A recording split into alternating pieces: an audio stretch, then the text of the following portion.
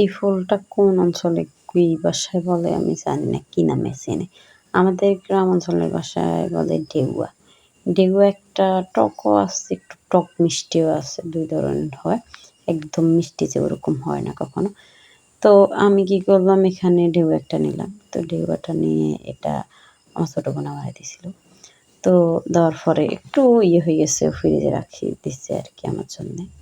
তো এটা কি করলাম আমি, আমরা তো এগুলো এখন কিনে খাইতে হয়। আমরা আগেও কিনে খাইতাম, বাট পিওর কিনে খাইতাম। নিজের আশেপাশে দিয়ে বাড়ির মধ্যে গাছের মধ্যে থাকতো বা কারোর কাছ থেকে চাই নিতাম, এরকম টাইপের হইতো।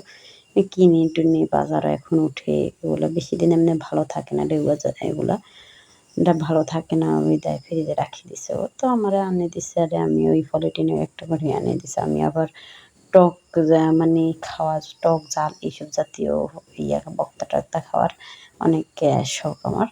আমাদের ঘরের মধ্যে সবচেয়ে বেশি আমি আর আমার ভাইটাই খাই, আর কেউ খায় না। ছোট বোনও খায় অল্প, বাট ভাই আর আমি বেশি খাই।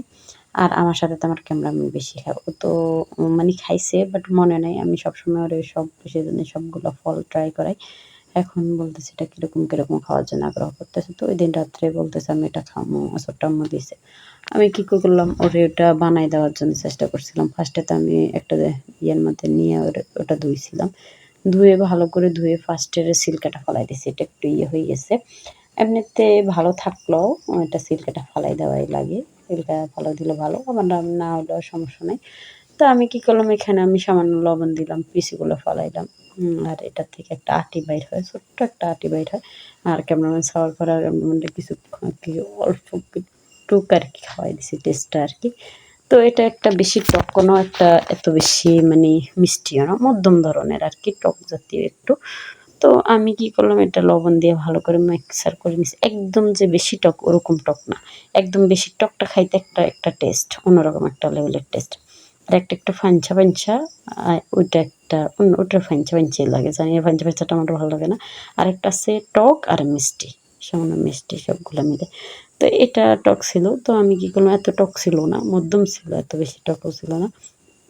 আমি লবণ পরিমাণ মতো দিয়ে দিচ্ছি। আমি তো লবণ বেশিই খাই। ২-৩ বার দিছি। লবণ দিয়ে ভালো করে একটু মুথে তারপরে আমি কি করলাম, মরিচ দিয়ে দিছিলাম পরিমাণ মতো।